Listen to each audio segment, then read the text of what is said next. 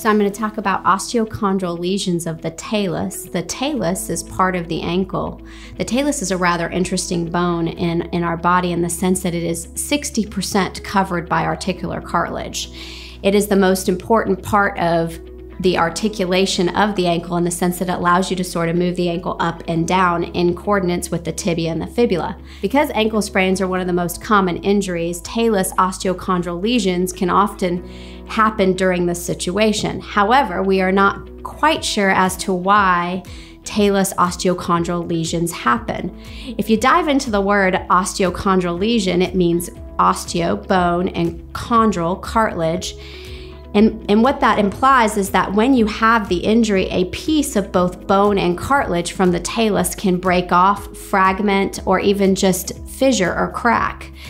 We usually see this in traumatic instances, but it's also common in adolescents, and I would say about 6% of ankle sprains actually can have an osteochondral lesion.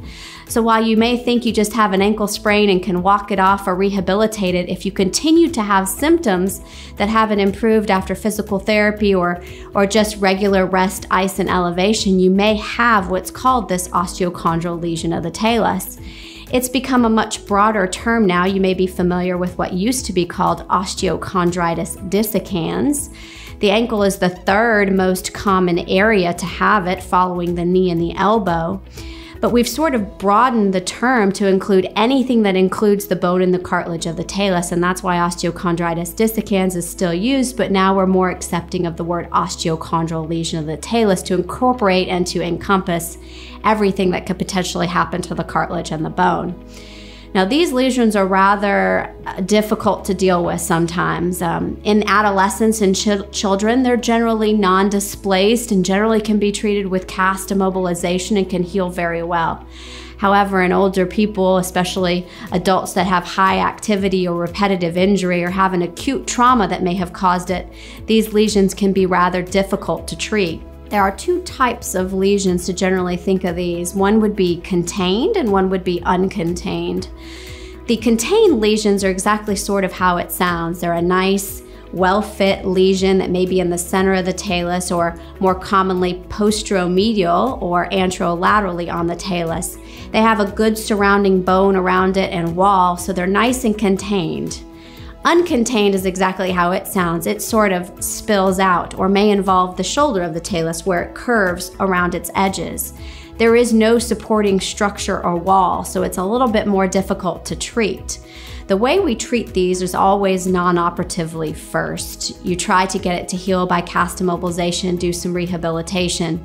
But if that fails, usually we require more advanced imaging like MRI or CT scan to further delineate exactly the location, the type of bone that's involved, and also the size of the lesion. The size is a big predictor and the location of how we treat these lesions.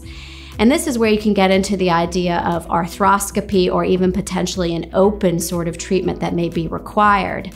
Because the talus is entirely covered with cartilage, it is encompassed in the ankle mortise of the tibia and the fibula, it's difficult to get to, so some of the lesions are not very easily accessible through a scope. If that's the case, you have to actually cut the malleoli to get to the area. Generally speaking, if it's under about 15 millimeters squared, the lesion can be treated with microfracture. It's where we make small fractures in the bone to hopefully create new cartilage. This cartilage isn't the same cartilage you were born with, but it is adding some sort of covering to the bone so there's not this raw surface that's present. Now, the bigger lesions, or the ones that are uncontained, are a little bit more difficult to treat and require sometimes cartilage transplants, or what's called an osteochondral allograft.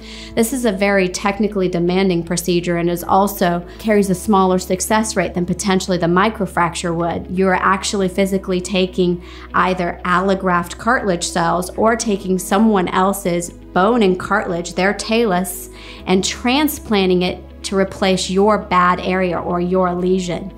So as you can imagine, this one requires much longer recovery, a prolonged amount of time of being off of it.